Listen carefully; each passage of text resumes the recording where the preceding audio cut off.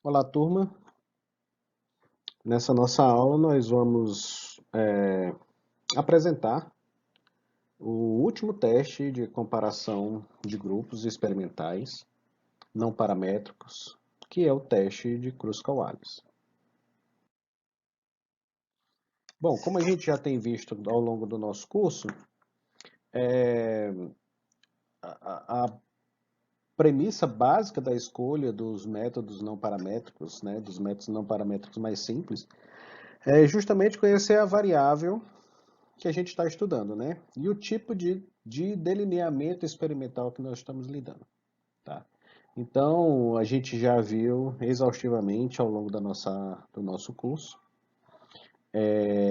como definir se uma variável é não paramétrica ou não. Primeiro, ela deve ter uma natureza qualitativa ou mesmo que quantitativa, que não se enquadra em nenhuma outra distribuição, tá? Os testes não paramétricos, eles são independentes de uma construção de distribuição de probabilidade, tá? O que o torna bem prático, menos robusto, mas bem prático para uma série de análises muito pertinentes dentro do âmbito veterinário, tá? Então, uma vez que a variável ela foi definida como não paramétrica, a gente precisa também entender que tipo de experimento que a gente tem. Condições de experimentos pareados, ou seja, aqueles onde os grupos são dependentes nesse sentido onde os diversos tratamentos eles podem ser obtidos dentro do mesmo indivíduo, tá? Ou de parcelas dentro do mesmo indivíduo, né? É, ou não, ou se os grupos são independentes, ou as diferentes respostas devem, pela sua natureza, ser obtidas em grupos distintos, tá? E nisso a gente tem que definir uma coisa muito simples: quantos grupos experimentais a gente está estudando? Se são até dois, né, ou mais do que dois. E isso vai direcionando. A gente já tem visto dos métodos paramétricos, dos métodos não paramétricos, perdão, a gente já tem visto as situações de pareamento, né? Quando a gente tem apenas um experimento pareado, onde temos apenas dois tratamentos, nós escolhemos o teste de Wilcoxon, tá? No caso de experimentos também pareados com três ou mais tratamentos, mais grupos experimentais, né, em condições de pareamento, aí a gente opta pelos testes de Friedman. A gente já viu como é que funciona esses testes, as interpretações que a gente tira dele. E depois iniciamos aqui os estudos em grupos independentes, ou seja, aqueles grupos não pareados, onde as respostas são obtidas de indivíduos, indivíduos sem indivíduos independentes, né? Onde as respostas devem ser obtidas em indivíduos diferentes, tá? E aí também, na mesma lógica, a gente deverá contar quantos tratamentos estão sendo testados, né? Se até dois, que foi o último conteúdo que a gente viu, que foi o teste Mann-Whitney, ou se temos de três a mais tratamentos, que é o nosso assunto de ontem. Aliás, desculpa, é o nosso assunto de hoje, que é o teste de Kruskal-Wallis, ok? Então, o teste Kruskal-Wallis também é um teste antigo, tá? Ele é um teste desenvolvido por Kruskal e Wallis, que é o que dá o nome do teste, em 1952, tá? Também conhecido na literatura, vocês vão ver o teste H de Kruskal-Wallis, ou análise de variância de um fator em postos, tá? Ele é o correspondente de uma análise de variância não paramétrico, tá? Ele testa três ou mais, mais do que dois tratamentos, ele é específico para quando temos mais do que dois tratamentos, e sem condições de pareamento, né? Essas são as premissas. Na estrutura das nossas aulas de análise não paramétricas, primeiro eu apresento o motivo, né, as características assim, o passo a passo da execução de cada teste, como se a gente realmente fosse fazer à mão, muito embora a gente precise entender o seu funcionamento para extrair uma exata interpretação dele, porque hoje temos recursos de softwares estatísticos que ajudam muito a gente, como é o caso do Jamov, que é o que a gente trabalha nas nossas aulas. Tá? Um software simples que permite aí uma boa compreensão e uma boa execução para a maioria das pessoas, tá? Então, o teste de Kruskal-Wallis, ele é executado seguindo alguns passos, tá? E logo após os passos, a gente partiria para um exemplo aplicado à nossa vivência veterinária, tá? O primeiro passo consiste em fazer o ordenamento ou ranqueamento de todas as observações em ambos os grupos, em todos os grupos, de uma forma única. A gente não separa a ordenação como a gente fazia, né? A ordenação entre os tratamentos, entre os blocos, né? No caso de Friedman, e depois faria a soma pelos tratamentos. Não. Aqui a gente faz a ordenação que a gente já viu em aula passada, tá? Como realizar a ordenação dos grupos. Só que aqui a gente vai fazer das observações, só que aqui a gente vai fazer as ordenações desconsiderando grupos, desconsiderando tratamentos. Então a gente vai pegar todos os valores e vai ordenar como se fosse um grande grupo único, tá? Segundo passo, aí sim, uma vez que nós temos todas as variáveis ordenadas, a gente vai passar para a soma das ordenações dentro de cada grupo, tá? E a gente vai representá-la, essa soma de ordenações, a gente vai apresentar pela letra R maiúscula, admitindo R1 para o grupo 1, a soma das ordenações do grupo 1, a soma das ordenações do grupo 2, a soma das ordenações do grupo 3 e a soma das ordenações do grupo N, se houver N tratamentos. Lembrando que não podem ser 2, 2 é o teste de Mann-Whitney que a gente viu na última aula. Ok? Depois a gente passa para calcular o teste H de Kruskal-Wallis, necessariamente pela expressão, tá certo? Né? O teste H, ele é calculado por meio dessa expressão do inverso de uma variância de ordenações, tá certo? E a gente vai ver como se obtém essa variância de ordenações, tá? Então é um teste, assim, em termos braçais matemáticos, um pouquinho mais complexo, porque precisamos fazer alguns cálculos prévios à execução do teste em si, né? Então a gente precisa achar este valor de S ao quadrado, né? Uma variância não paramétrica, tá? Que vai multiplicar toda essa expressão aqui, que vai levar em consideração o somatório dos quadrados dos rankings, tá? Dividido pelo número de observações, né? Então a gente vai pegar o ranking do grupo 1, elevar ao quadrado e dividir pelo número de observações naquele grupo, tá? E somar com a mesma expressão de todos os grupos. E em seguida vamos subtrair de um fator de correção, que é o número de observações gerais, tá? Multiplicado pelo número de observações mais 1 ao quadrado sobre 4. Para isso, a gente precisa calcular previamente este valor de S. E este valor de S, tá?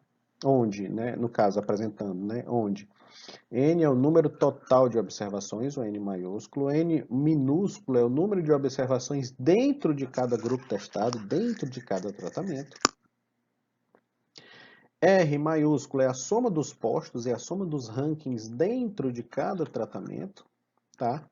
E a variância nada mais é do que 1, né? 1 sobre N menos 1, como se fosse o grau de liberdade geral, que vai multiplicar o somatório de cada ranking, de cada ordenação ao quadrado, tá? menos o fator de correção, que é o mesmo da expressão anterior. Tá? Então, se a gente fizer este cálculo, a gente obtém o valor desta variância, onde, nesse caso, onde x maiúsculo é a ordenação, né, o ranking dentro de cada observação, dentro de cada tratamento. Tá? Então, seguindo esses passos aqui, a gente vai primeiro calcular o valor da variância, e após calculado o valor da variância, a gente vai empregar no cálculo de Kruskal-Wallis propriamente dito. Tá? Então, a estimativa de Kruskal-Wallis considera a possibilidade de empates de ordenação, que a gente também já viu como acontece. Né? Uma característica importante para a interpretação é que o valor de H se distribui como o valor de Q quadrado, que a gente já viu até mesmo em outras disciplinas, né? No caso da experimentação animal, quando a gente faz os estudos de dispersão de frequência, especificamente nas tabelas de contingência, onde a gente usa o teste de Q quadrado para saber se as frequências esperadas e observadas elas divergem por alguma influência de tratamento ou se elas são meramente casuais, né? Com K menos 1 grau de liberdade, onde K é o número de tratamentos. Ou seja, a gente vai olhar naquela nossa tabelinha de Q quadrado, a mesma que a gente já vem trabalhando anteriormente, com K menos 1 grau de liberdade, onde K é o número de tratamentos. Tá? As hipóteses que serão testadas são aquelas onde a hipótese nula considera que não há um efeito significativo, não há uma diferença significativa entre os tratamentos testados, tá certo? Que é semelhante ao que a gente viu em teste de Friedman. O teste de Kruskal-Wallis, ele apresenta a mesma limitação do teste de Friedman, que apresenta a mesma limitação do teste F de uma análise de variância, ou seja, se o teste for significativo, ele fala, ó, existe uma diferença significativa entre os grupos. A grande limitação é onde estão essas diferenças entre o tratamento 1 e o tratamento 2, entre o tratamento 1 e o tratamento 3, entre o tratamento 2 e o 3 e assim por diante. Ele não é poderoso o suficiente por si só para fazer isso. Tá? Então, o máximo de informações que a gente tem em relação a Kruskal-Wallis é se há diferença entre os tratamentos. Tá? A hipótese alternativa fala que pelo menos um tratamento,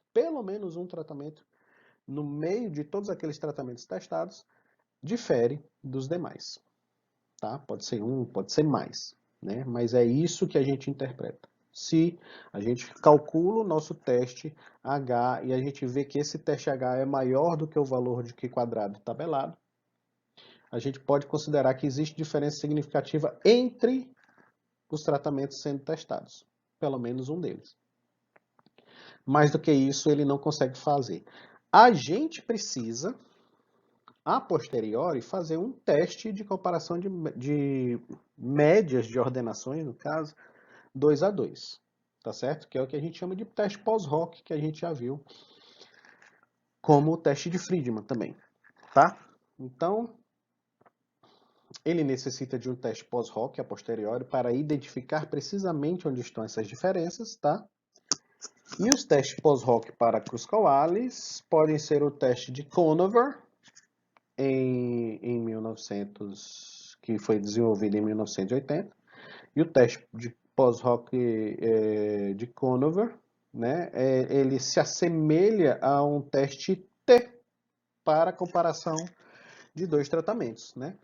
Então aqui a gente vai, é bem semelhante, né? Então a gente vai realizar a média das ordenações de um grupo, menos a média das ordenações do outro grupo, e tirar a raiz da nossa variância multiplicado por toda essa expressão aqui.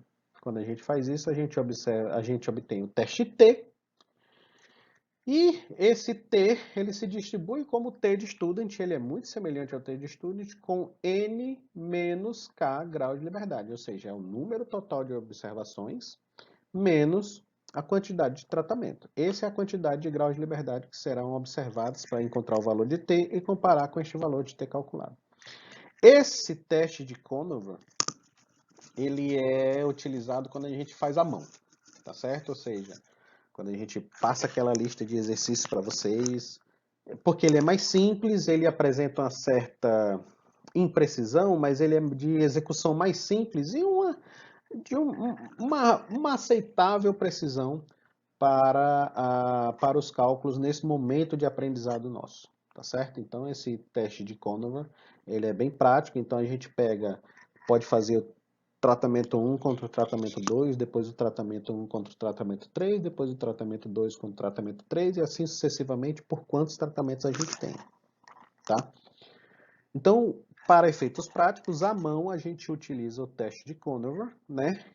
Já existe outro teste pós-hoc, que é o Doise, Steele, Critchlow, Fligner, né? É um nome bem complexo, são 4 pessoas que desenvolveram esse teste aí, que eles estão disponíveis, são testes mais precisos e que eles mais robustos e que eles estão nos softwares estatísticos, tá certo? Ou seja, o Jamov, ele não tem o teste de Conover assim por si só, ele apresenta aqui o teste DSCF, tá certo? Ou seja, se você observar aí o teste de Doise, Steele, Critchlow e Fligner, ele é baseado numa grande expressão que pode assustar um pouco mais a sua execução quando a gente faz à mão, tá certo? Ele é muito mais específico do que o teste de Conover, né?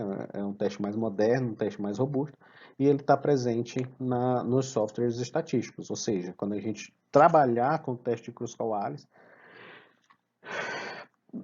a gente usa o teste do Steele, Critchlow, Fligner, ok? Quando a gente trabalhar no Jamov, a gente vai fazer com ele, ok?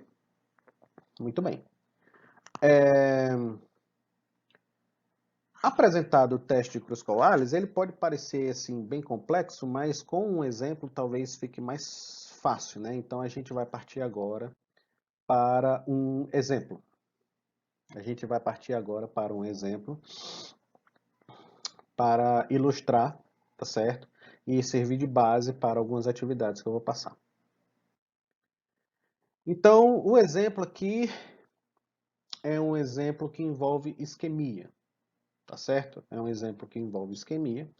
E apresentando aqui o que é isquemia, né? Para não ficar só aquela parte estatística, matemática chata, a gente sempre traz aqui uma coisa veterinária, uma coisa aplicada à área da medicina para ficar mais interessante. Tá? A isquemia é a falta de fluxo sanguíneo para um determinado tecido ou órgão do corpo, né? Como a gente já sabe, o sangue é transportado por meio das artérias, normalmente, e existe a necessidade física de um trânsito livre para a circulação sanguínea, tá certo? Caso haja uma obstrução parcial ou completa,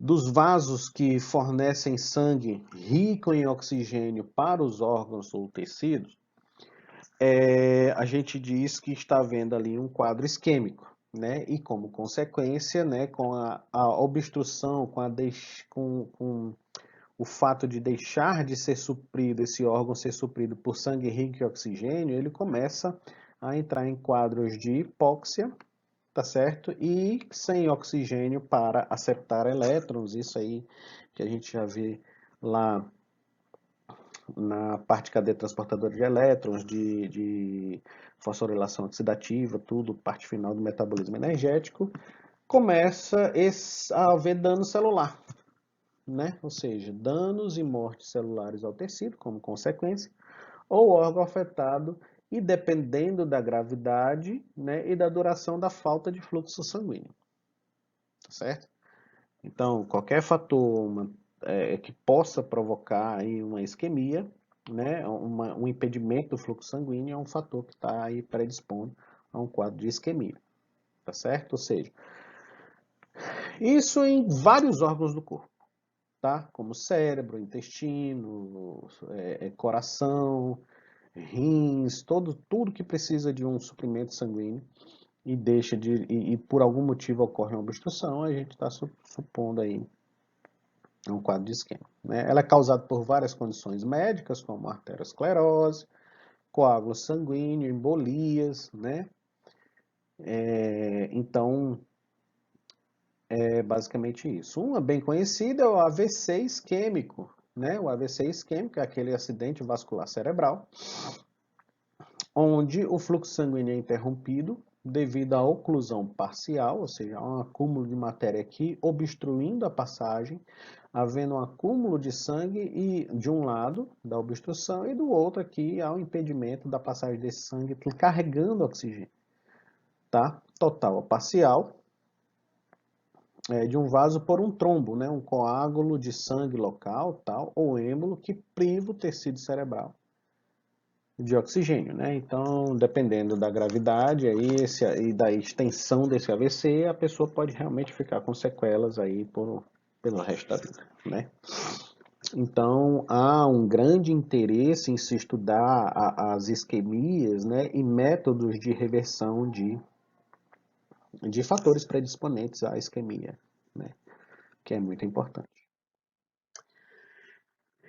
Apresentado o que é isquemia, a gente vai entrar no nosso exemplo em si. Tá? Um pesquisador estudou como o tipo de isquemia. Não, isso é um experimento real que aconteceu, tá? E eu peguei e gerei dados aleatórios para a gente testar, beleza? Então é o seguinte, um pesquisador estudou como o tipo de isquemia. Existem 3 tipos de isquemia. A isquemia pode ser numa veia, aí ela se denomina isquemia venosa. Ela pode acontecer numa artéria, e aí ela é denominada de isquemia arterial. Ou pode ser uma mista, onde a isquemia pode acontecer tanto em vaso como artéria. Tá? E o tipo de solução antinecrosante. Tá? Ele também estudou soluções antinecrosantes no quadro de isquemia. Tá? E ele aí utilizou oxigênio, perfluorocarbono, glicose hipertônica 10%, cloreto de sódio a 9%, que é o nosso soro a 0,9%, que é o nosso soro fisiológico mesmo, né? E um medicamento controle, né? Um experimento simples assim, com 5 testes, estudando um aspecto, que é a solução antinecrosante, e o outro, que seria o tipo de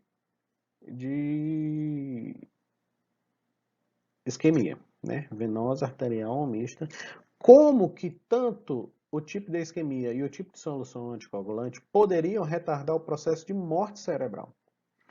Tá? Então ele veria qual das isquemias ela é mais potente em causar a morte tecidual, ou como a solução antinecrosante pode retardar esse processo. Tá? Então ele fez um experimento razoavelmente complexo, que eu vou mostrar aqui no próximo slide como é que foi executado. Né? Como eles poderiam retardar o processo de morte celular, visando a proteção da mucosa intestinal de ratos frente à isquemia, permitindo recuperação do órgão.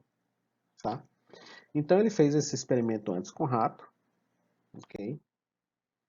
E ele utilizou para cada tipo de isquemia, ele utilizou 20 ratos, né? Então ele fez via laparotomia, né? Um processo isquêmico, aplicou um processo isquêmico nos ratos, tá?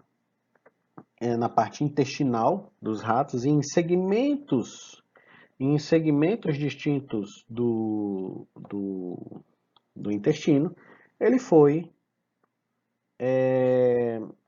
aplicando soluções diferentes, né? Então aqui ele induziu isquemia arterial,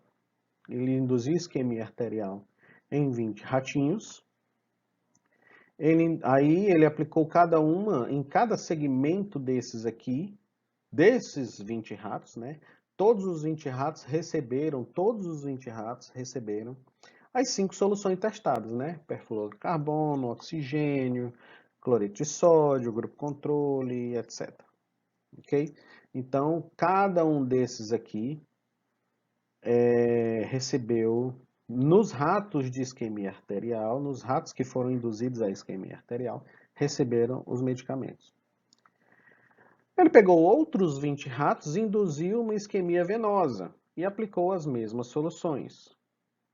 Tá? E ele pegou, por fim, outros 20 ratos e induziu uma isquemia mista e aplicou as 5 soluções aqui para verificar qual delas a gente obteria um retardamento ou até recuperação do quadro de necrose.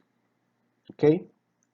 Então, se a gente olhar, se a gente observar, dentro de cada grupo, ou seja, se eu pegar só os 20 ratos da isquemia arterial, o que eu vou estar comparando é o tipo de solução, né?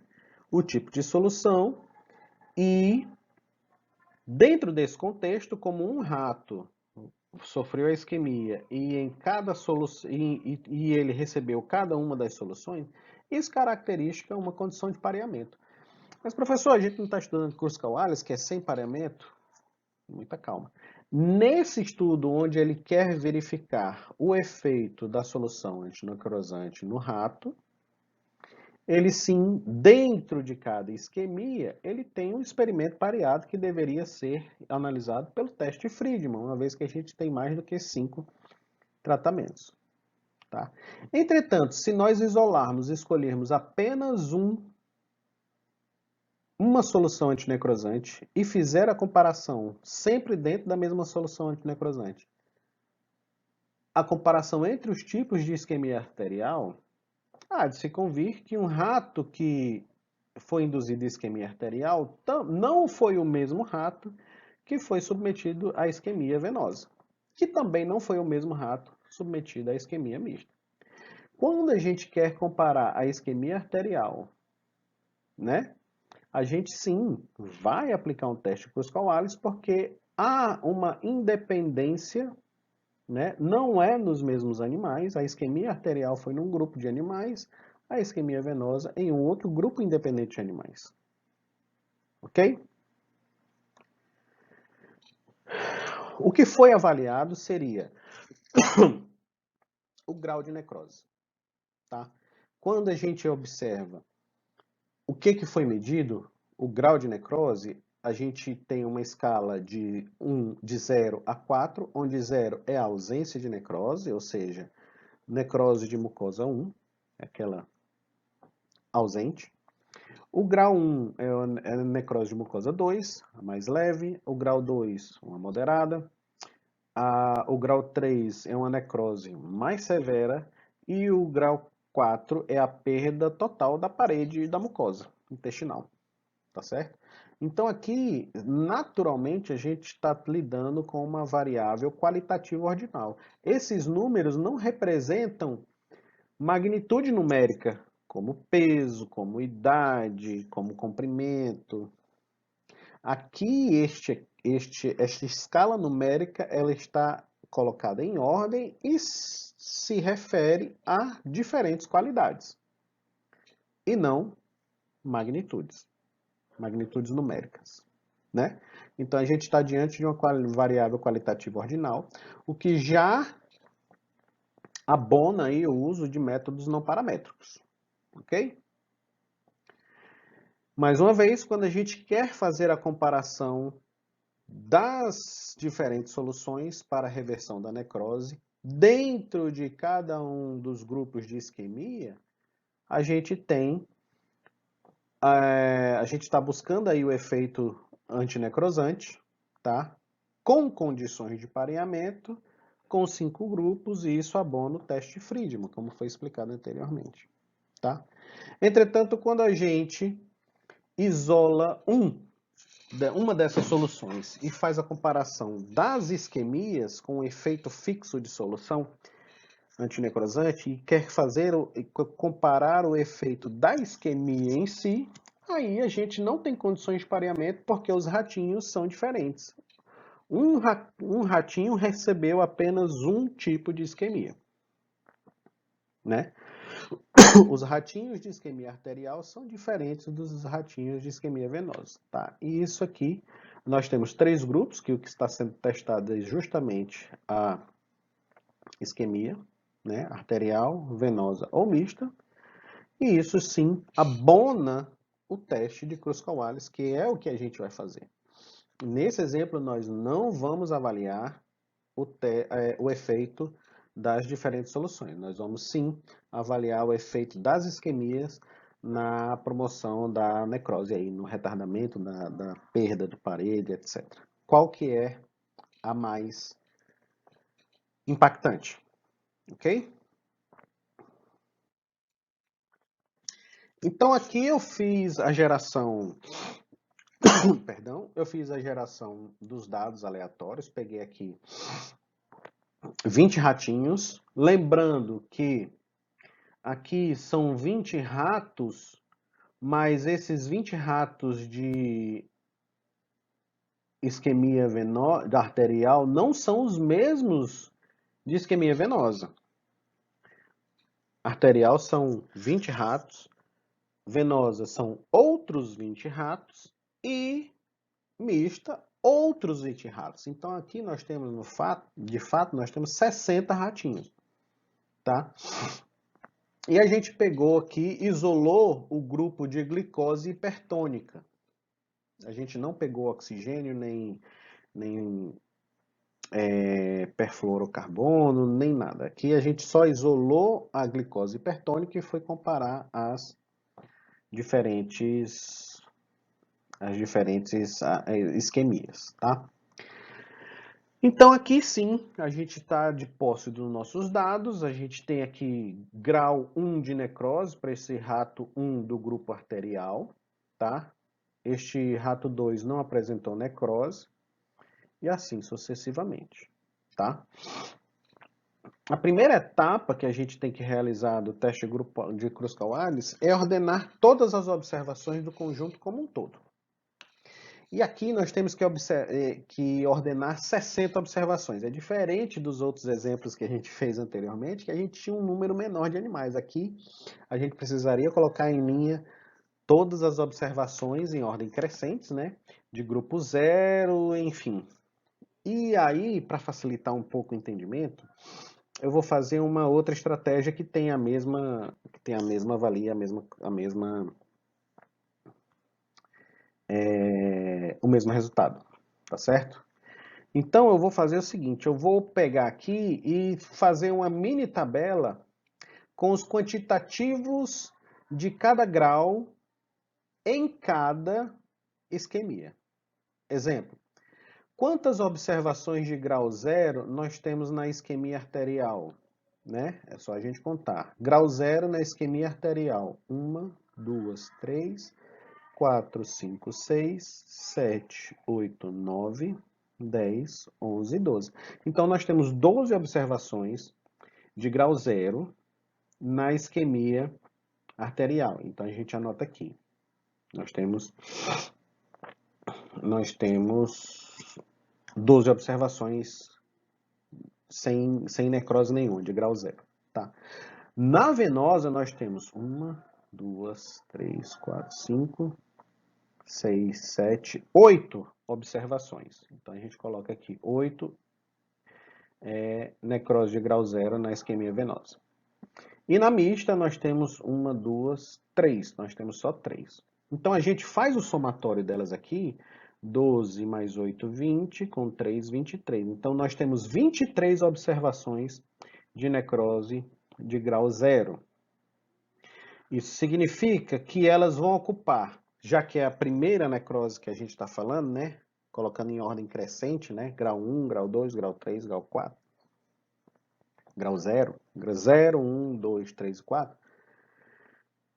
Nós temos aí 23, as 23, na ordem, as 23 primeiras posições estão ocupadas pelo grau 0, né? Ou seja, grau 0, quando colocados em ordem de todo o conjunto de dados, eles ocupam da primeira à 23ª observação.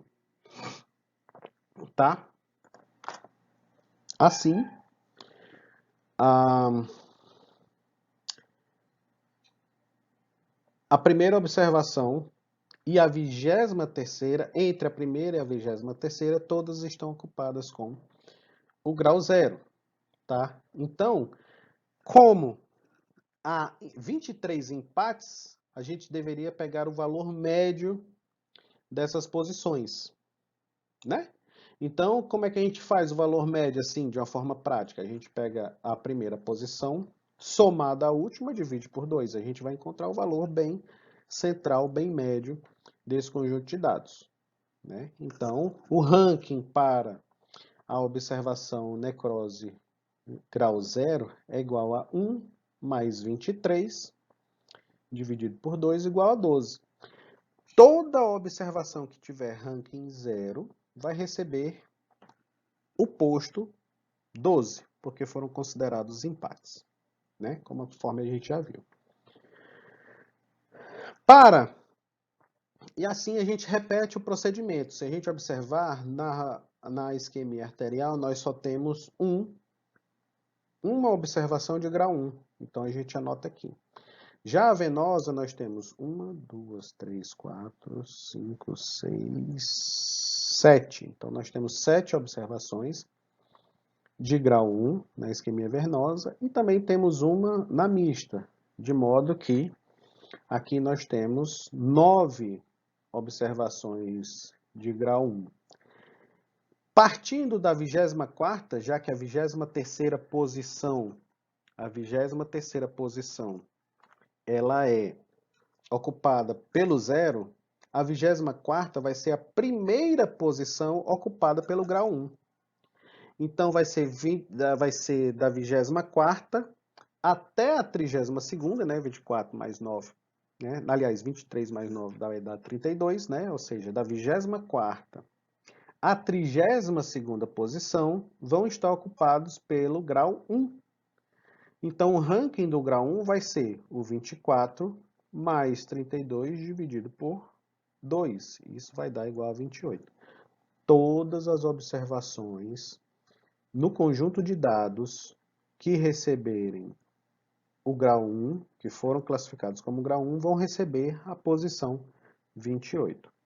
E assim a gente faz para todas as outras. É só contar quantos graus 2 a gente tem na arterial, na venosa e na mista, fazer o somatório e vemos que tem 16. Tá? E aí ele vai ocupar da 33ª, né, a 48ª. E aí a gente faz um ranking e isso vai dar 40,5. Para o grau 3, fazendo esse somatório aqui, temos 8, ele vai começar da 49 até a 56. Ele vai receber um ranking de 52,5. E, por fim, o grau 4, né, só tem 4 observações, vai ser da 57ª à 60ª observação, e ele vai receber o posto de 58,5. Tá? Dessa forma, todas as observações que forem 0 vão receber o ranking 12, todas as que forem 1 vão receber o ranking grau 1 vão receber o ranking 28, todas as que forem de grau 2 vão receber 40,5, todas que forem de grau 3 vão receber 52,5 e aqueles de grau 4 vão receber 58,5. Tá? E dessa forma, prática, a gente faz a ordenação, a gente cria os postos para cada grau de necrose observado. Tá bom?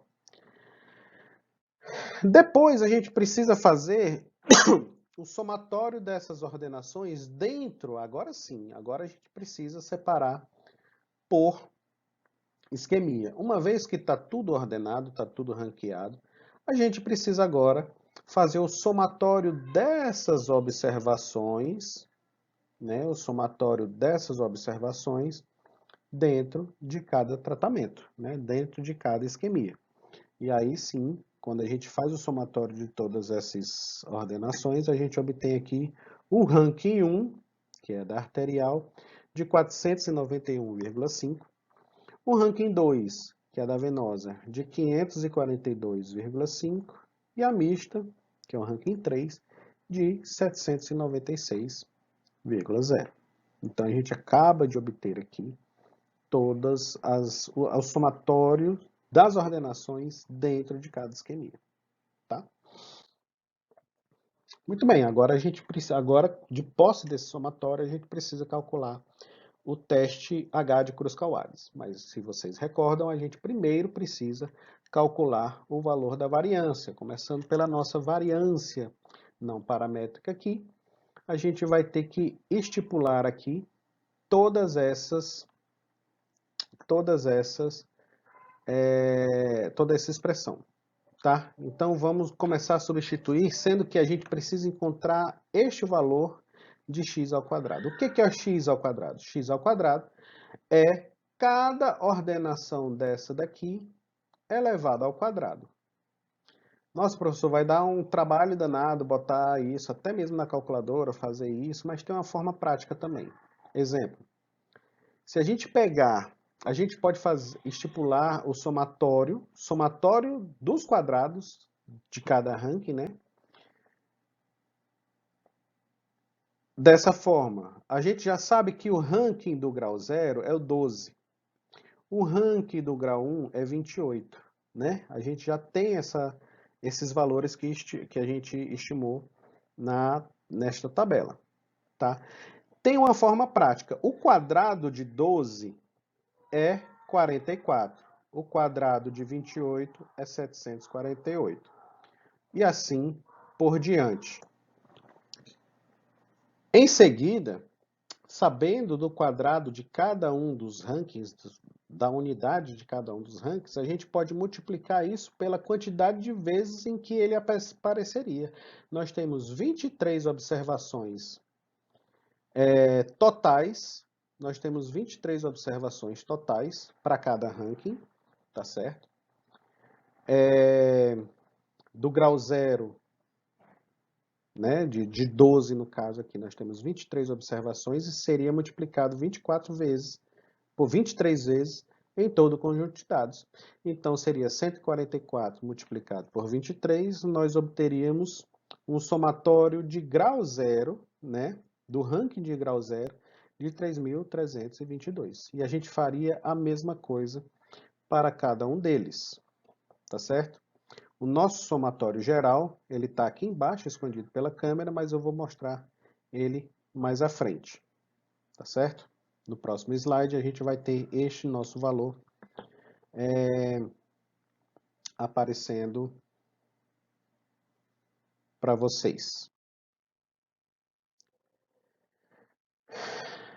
Que foi de 72.351. Então, a gente acaba de achar este valor aqui, que é o somatório de cada ordenação ao quadrado, e aí sim a gente pode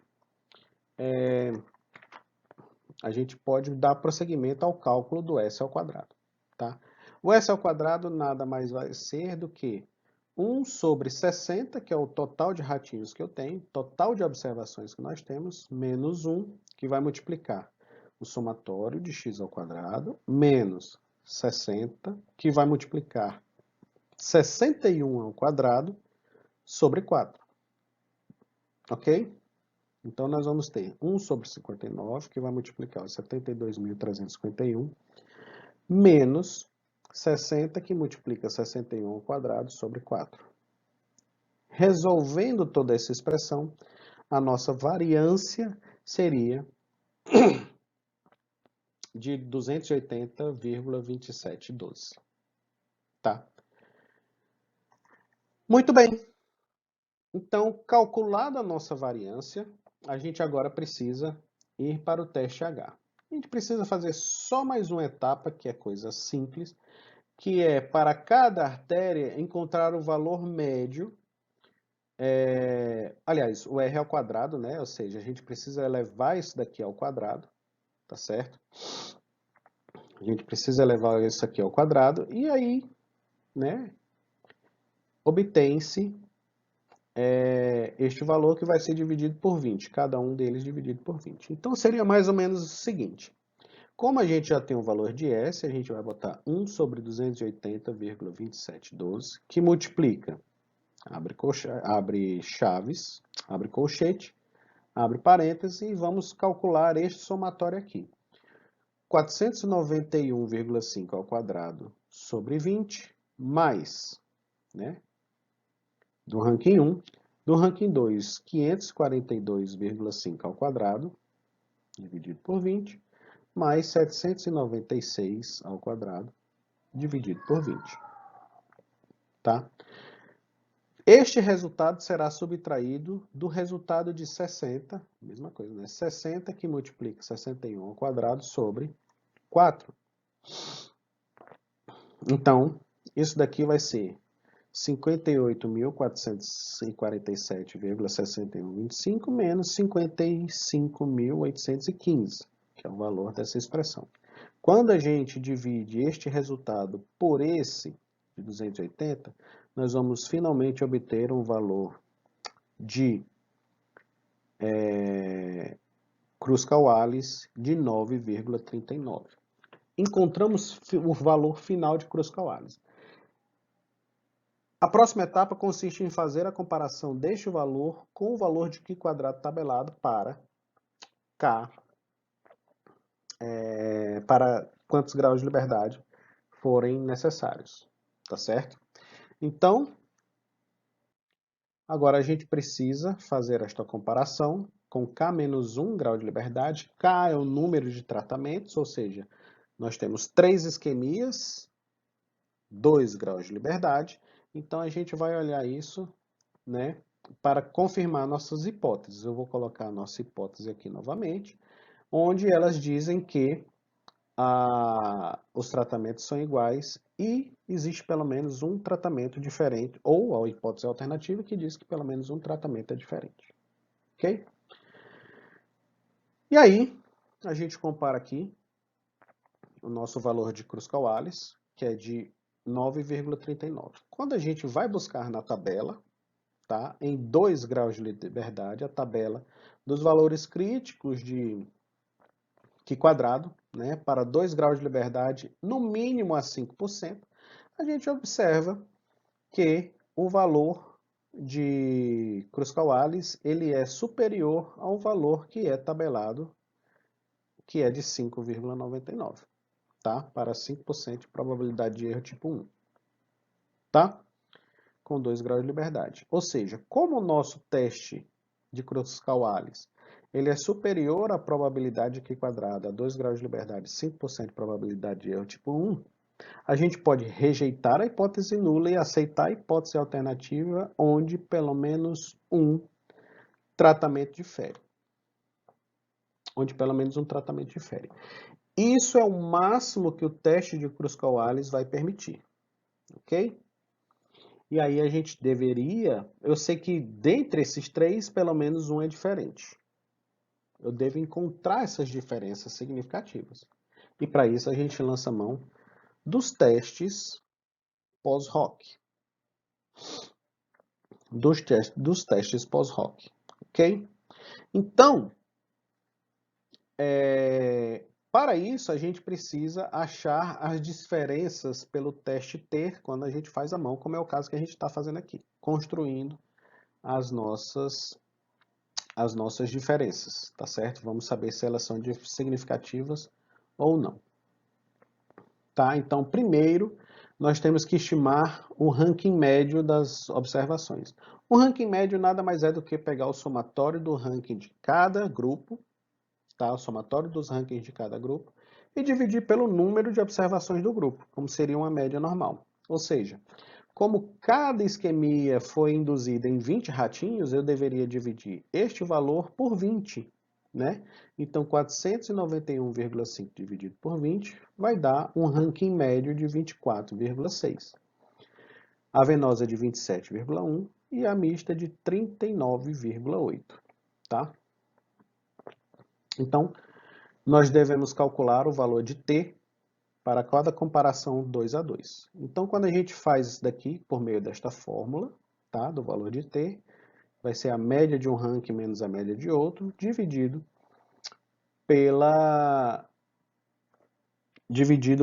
por essa expressão que leva em consideração o N total, o número de tratamentos, o valor do teste de Cruz-Kawallis, tá certo?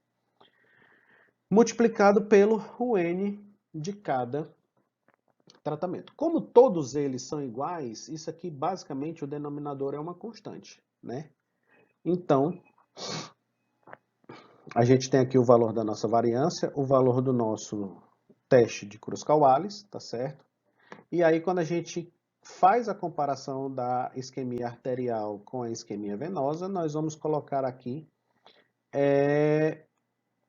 24,6 menos 27,1, que é a média desses rankings, sobre toda essa expressão. A gente vai ver que essa expressão aqui, ela se repete para todos. Calculando uma vez, calculou-se para todo mundo. Este valor de T é aproximadamente 0,51. Tá? Menos 0,51, que eu botei a menor menos a maior. Mas para efeitos de comparação na tabela de T, bicaudal, a gente vai verificar o valor absoluto. Tá? Então foi 0,51. Quando a gente faz o teste T entre arterial e mista, nós temos os valores dos rankings. Isso aqui tudo se repete, a gente vê que é tudo igual, e a gente obtém, por fim, um valor de T de menos 3,07. Por fim, na arterial e na mista, nós vamos obter um valor de 2,57, menos 2,57, ou 2,57, né? Que é bilateral. Então, aqui, o que a gente vai precisar fazer agora é comparar cada um desses valores de T, de comparação de 2 a 2, com o valor de T tabelado, tá certo? Vamos achar essas diferenças. Comparar os valores calculados com os tabelados, tá certo? Então, aqui nós temos o valor de T para a arterial, o valor de T entre arterial e venosa, o valor de T entre arterial e mista e o valor de T entre venosa e mista, tá? Devemos olhar no T tabelado para N menos K graus de liberdade. Então, aqui a gente deverá encontrar o valor tabelado de T, bicaudal, para 60 menos 3 graus de liberdade, isso considerando os bons velhos 5% de probabilidade de erro tipo 1. Tá? Então, olhando aqui, nós vamos ter que olhar com 57 graus de liberdade. Tá? Lá naquele site que eu já apresentei para vocês, a gente pode estimar, pode achar o valor de T para qualquer situação, tá? E o valor de T tabelado para 57 graus de liberdade e 5% de probabilidade de erro tipo 1 é de 2,0025. Então, cada diferença entre os rankings médios que forem superiores a 2,0025 será diferente significativamente. Então, se a gente puder organizar de forma decrescente entre o maior e o menor ranking, a gente põe aqui a isquemia, que teve o maior ranking médio de mista, seguido da venosa e seguido da arterial. A arterial é aquela isquemia que promove a menor taxa de mortalidade tecidual, tá? Menor grau de necrose. E aí, quando a gente coloca elas ordenadas, a gente vem aqui comparando primeiro a mista com a venosa. A mista com a venosa, houve uma diferença de 2,57. Esta diferença modular, o valor absoluto desta diferença é superior ao valor tabelado. Então, eu posso dizer que a arterial e venosa, elas são diferentes, tá? Desculpa, a mista e a venosa, elas são diferentes. Quando eu pego a mista com a arterial, eu vejo que essa diferença, em termos absolutos, ela é maior ainda. Né? Ela é superior, ou seja, a isquemia mista também é diferente da isquemia arterial. Tá? E, por fim, quando a gente faz entre arterial e venosa, a gente observa que não existe diferença significativa entre elas, né? Apesar da venosa ter um ranking ligeiramente superior, ela não difere estatisticamente da isquemia arterial. Portanto, a que promove uma maior lesão tecidual é a isquemia mista. A isquemia venosa e a isquemia arterial, elas são de igual problemática, tá certo? E ambas inferiores à isquemia mista. Então, à luz do teste de Kruskal-Wallis, com o teste pós-hoc de Conover, né, teste T de Conover, pode-se afirmar que a distribuição de graus mais severos de necrose são promovidos pela isquemia mista, enquanto as isquemias arterial ou venosa, isoladamente, promovem necroses menos severas, tá certo? Então aqui a gente viu como se procede o teste de Kruskal-Wallis para quando a gente resolve fazer a mão, né? Quando a gente faz a mão, né? O teste de Kruskal-Wallis, chega a uma conclusão e a gente pode perceber que a isquemia mista ela é mais severa do que as outras duas, tá certo? E agora, na sequência, eu vou mostrar a vocês como que se executa este mesmo teste, esse mesmo exemplo, no aplicativo Jamov.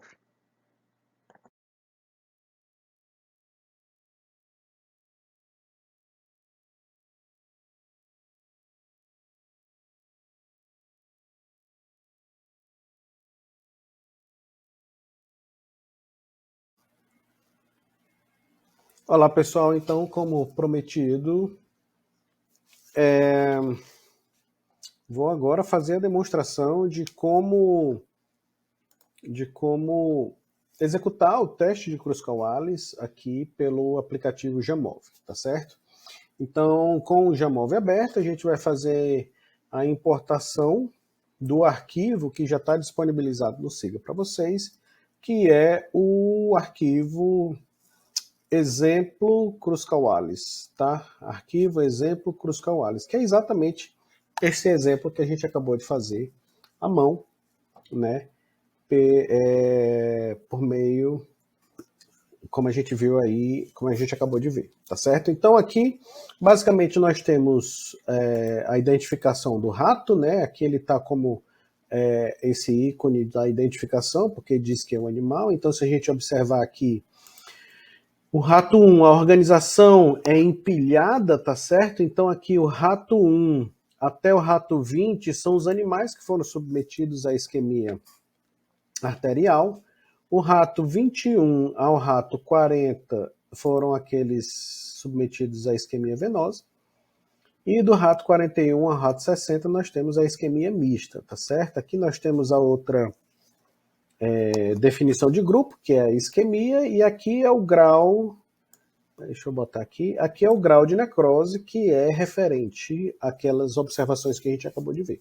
Então aqui nós temos todas as informações necessárias, tá certo? Para a realização. Uma tabelinha simples, uma planilha simples com 3 colunas, tá? E para realizar o teste de Kruskal-Wallis, né, é muito simples.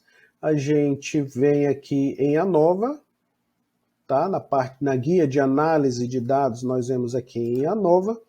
E na análise de variância, a gente tem aqui não paramétrico, com medições repetidas, é o teste de Friedman, que a gente viu na primeira unidade, e aqui nós temos a ANOVA a um fator de Kruskal-Wallis. Quando a gente clica aqui, a gente chega para o layout de execução do teste Kruskal-Wallis. E pessoal, aqui começa a ficar uma covardia, tá certo? Aqui na variável dependente, a gente vai jogar o nosso grau de necrose, tá certo? A gente coloca o grau de necrose aqui na variável dependente e a gente precisa indicar qual é a variável de grupos, que é justamente isquemia, arterial, venosa e mista. E quando a gente coloca a isquemia aqui, a gente rapidamente tem o teste de Kruskal-Wallis realizado.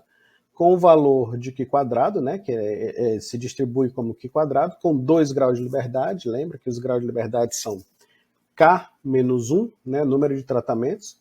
E aqui a gente tem aquele famoso valor de probabilidade de erro deste ensaio. Então, neste caso, aqui nós temos que o valor de P foi menor do que o estabelecido de 0,05, né, de 5% de probabilidade de erro, ou seja, a probabilidade de erro deste ensaio é muito inferior ao que foi estipulado de 5%, ou seja, o efeito é significativo, a gente pode rejeitar a hipótese nula, né, e a hipótese nula é aquela que diz que pelo menos um tratamento é diferente. Muito simples o teste de Cruz-Coalho. Agora, professor, qual que é a isquemia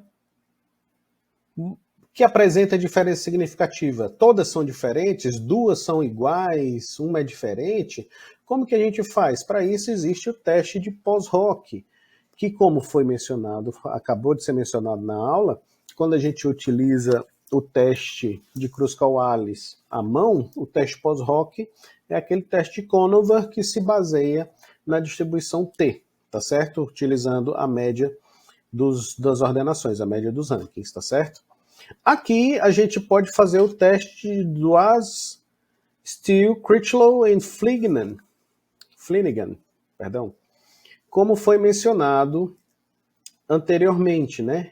Que é aquele teste mais complexo, e simplesmente basta a gente selecionar esta opção e o teste vai aparecer aqui, comparando sempre 2 a 2. Então ele vai fazer a comparação de arterial com mista. A gente tem um valor de teste de 3,812 com um valor de P menor do que 0,05, ou seja, a gente tem uma diferença significativa entre arterial e mista.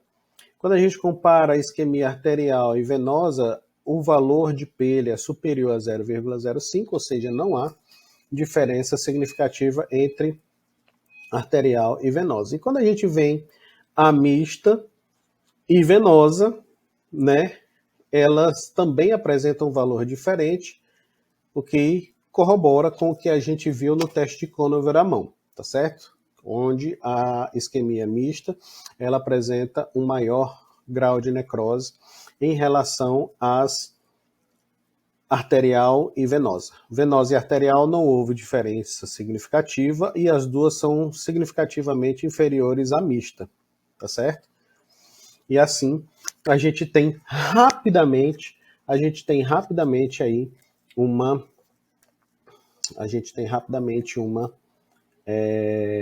comparação de múltipla de Duas, Steele, Critchlow e Flanagan, tá certo? E assim a gente tem a conclusão realmente de que a isquemia mista é a que promove maiores danos celulares, tá certo? Se a gente quiser, a gente complementa esse nosso relatório do JAMOV, fazendo aqui uma parte de exploração, colocando estatística descritiva, tá? A gente não precisa dessas informações aqui. Média, como está se tratando de uma estatística não paramétrica, média, mediana, quer dizer, mediana é importante. O desvio padrão, eles são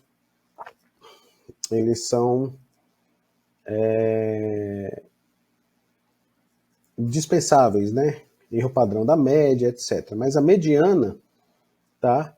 E possivelmente o intervalo interquartílico, eles são importantes aqui. Então a gente coloca como variável o grau de necrose, tá certo? E a gente separa por isquemia. E aqui a gente tem a mediana, né, para arterial, para mista, para venosa, tá certo? A gente vê que a mediana da venosa, ela é superior à das outras duas, mas para a gente deixar isso de uma forma visual, a gente pode pedir aqui os dados, os gráficos de boxplot, que vai corroborar com os nossos achados, né? Ou seja, essa barra mais em negrito é a mediana dos dados, tá certo? Então a gente observa aqui a mediana da arterial e a mediana da venosa, elas não apresentam diferença significativa, enquanto aqui os dados em relação à mediana da necrose mista, ela é relativamente superior, corroborando aqui com os nossos achados. E assim é feito um teste de Cruz-Coutts-Wallace muito simples no Jamov, rapidinho a gente resolve uma demanda de teste não paramétrico para grupos independentes com mais de 2 tratamentos, tá certo? Então é basicamente isso aí. E agora eu vou passar uma atividadezinha para vocês.